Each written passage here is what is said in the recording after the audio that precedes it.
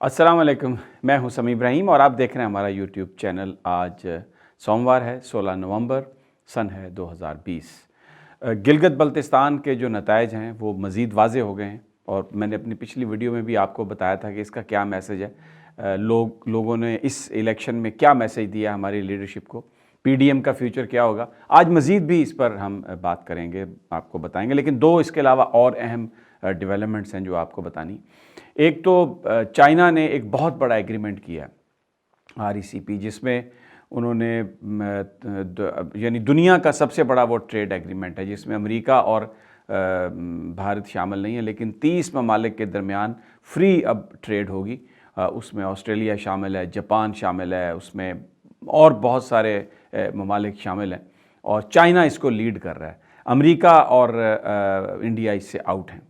वो उसका क्या इम्पैक्ट होगा वो आपको बताएंगे, लेकिन सबसे पहले मैं बात करना चाहता हूँ जो मैंने रात भी बात की थी। इस वक्त रावलपिंडी इस्लामाबाद में एक बहुत बड़ा हजूम है। फैज़ाबाद चौक में उन्होंने धरना दिया है और ये लोग जो खाके मुतनाज़ा खाके यानी नबी पाक सल्लल्लाहु अलैहि वसल्लम की शान में जो गुस्ताखी की कोशिश की जाती है वेस्ट में आज़ादी सहाफ़त के नाम पर, मुसलमानों का दिल जिससे दुखता है, वेरी राइटली वो उस पर एहतजाज कर रहे हैं।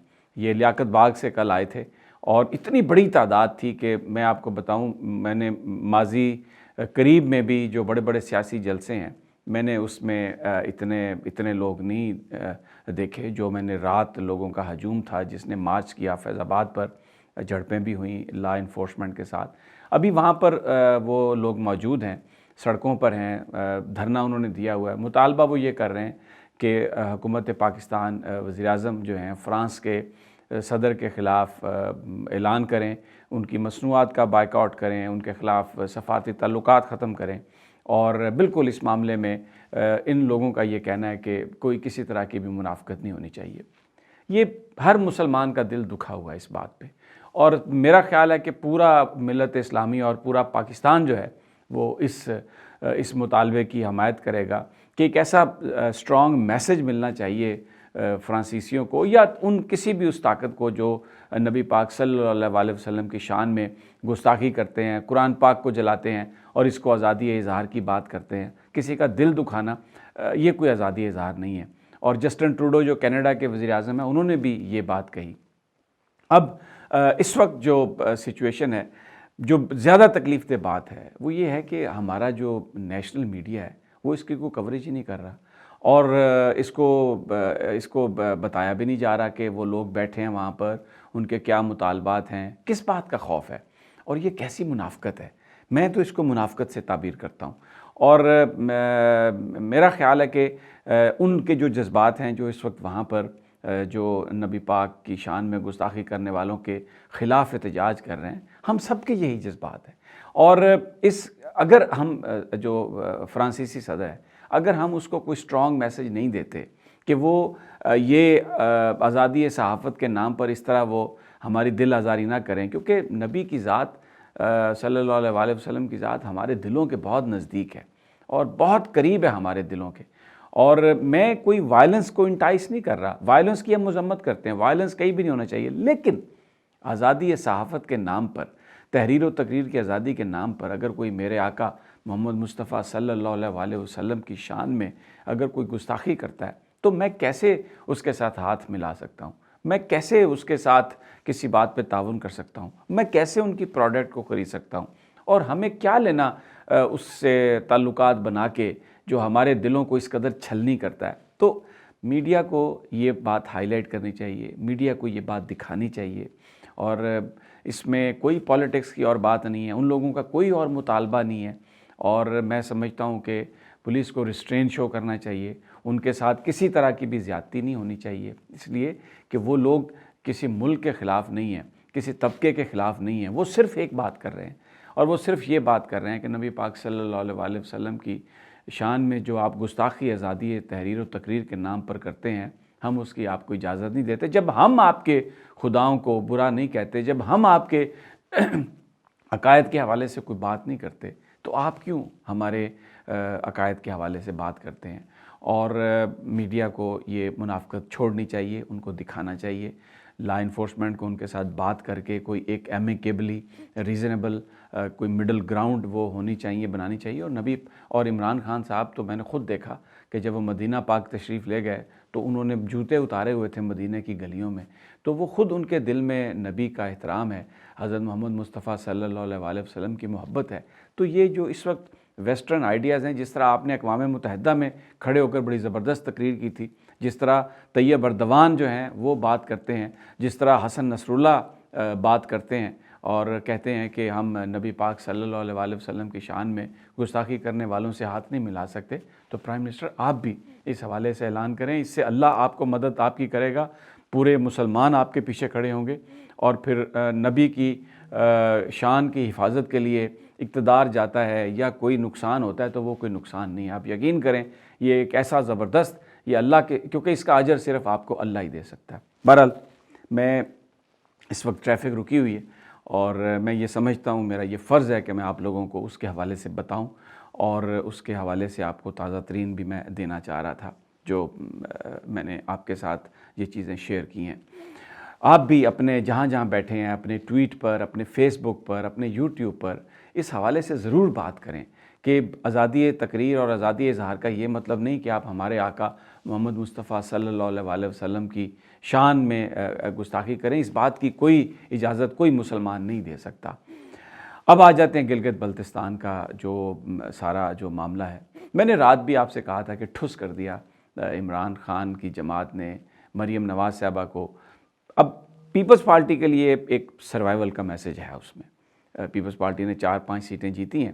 بلاول بھٹو نے جو زبردست کیمپین کی ہے اس کے نتیجے میں ان کو کچھ کامیابی اور پذیرائی حاصل ہوئی ہے. لیکن وہ ایک بات یاد رکھیں، انہوں نے وہاں پر اپنے آپ کو نواز شریف صاحب کے مریم نواز صاحبہ کا جو بیانیہ تھا اس سے اپنے آپ کو علیحدہ رکھا. وہاں پر انہوں نے ایاز صادق کی حمایت میں کوئی بات نہیں کی. وہاں پر انہوں نے نواز شریف کا جو بیان تھا اس کو کہا کہ یہ ان کی اپنی اوپینین ہے اور پی ڈی ایم میں اس کو ہم استعمال نہیں ہونے دیں گے. تو بیسیکلی ایک بڑا سادہ سا میسیج ہے، لوگوں کی طرف سے میسیج ہے، اور اس میں پاکستان کی اسٹیبلشمنٹ کی طرف سے بھی یہی میسیج ہوگا کہ اگر آپ جو اداروں کے خلاف جو بیانیہ ہے، اگر آپ فوج کو گالی دینا بند کر دیں گے اور اگر آپ پولیٹکس کریں گے، اگر آپ عوامی مسائل کو لے کے آئیں گے تو آپ کا سروائیول ہے. بڑا سٹرونگ یہ کلیئر میسیج ہے پیپلز پارٹی کے لیے. اب فیصلہ زرداری صاحب کو اور بلاول بھٹو کو کرنا ہے کہ انہوں نے کیا کیا، اور اگر وہ پنجاب میں بھی اپنے آپ کو نون لیگ سے ڈسٹنس کر کے اور عوامی ایشوز پر بات کریں اور اپنے لوگوں کو اپنے ساتھ لے کے آئیں، کیونکہ میں نے پہلے بھی اپنی ویڈیو میں آپ سے کہا تھا کہ نواز شریف اور مریم کے ساتھ اگر بلاول کھڑا ہے تو پنجاب میں پیپلز پارٹی کے ان لوگوں کے لیے جو بھٹو کے ساتھ کھڑے تھے یا ان کی اولادوں کے لیے بلاول کوئی پھر اٹریکشن نہیں ہے.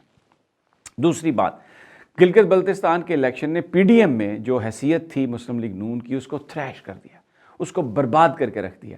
اس سے پہلے نواز شریف، مریم نواز سمجھا یہ جاتا تھا کہ یہ پنجاب میں بڑی پاپولر جماعتیں ہیں، کسی حد تک ان کے ساتھ لوگ ہیں بھی، لیکن ڈکٹیٹ کر رہے تھے پی ڈی ایم کی پالیٹکس کو.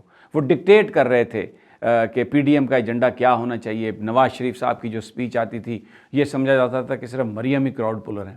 گلگت بلتستان نے اس متھ کو بریک کر دیا.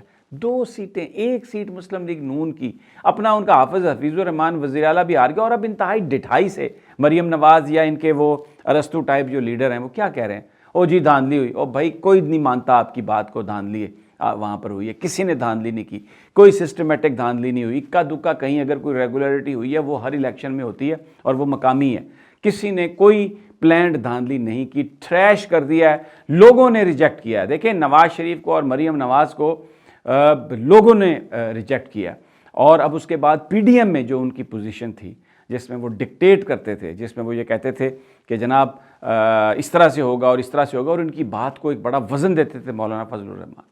مولانا کی خود بھی چھٹی ہوئی گلگت بلتستان سے، اور اس کے بعد نواز شریف کی جماعت کی جس طرح سے چھٹی، لوگوں نے اٹھا کے پہاڑوں سے نیچے پھینک دیا، برباد کر کے رکھ دیا. تو پی ڈی ایم کا جو فیوچر ہے دوستو وہ بڑا بلیک فیوچر ہے.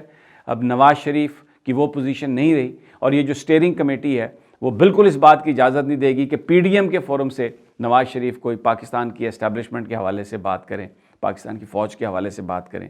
تو یہ لگ رہا ہے کہ یہ پی ڈی ایم یا تو اپنا بیانیہ تبدیل کرے گی، فوج کے خلاف جو بات ہے اس کو پیچھے ہٹے گی، صرف عوامی مسائل پر بات کرے گی، تو پھر تو اس کا کوئی آگے بات نظر آتی ہے، لیکن یہ بہت بڑی شکست ہوگی۔ اب اگر وہ پل بیک کرتے ہیں اپنے اس بیانیے سے جو انہوں نے پاکستان کی فوج اور ISI کے سربراہ کے خلاف اور ہر خرابی کا ذمہ دار پاکستان کی فوج کو قرار دیا، تو پھر ایک مطلب یہ ہے کہ ایک ان کا اعتراف ہے کہ وہ اعتراف ایک گناہ ہے، کہ وہ ایک غلطی کا اعتراف ہے۔ تو جیسے کہتے ہیں نا پنجابی میں تھک کے وہ آپ چاٹ لیا، تو یہ اس طرح کی بات ہوگی۔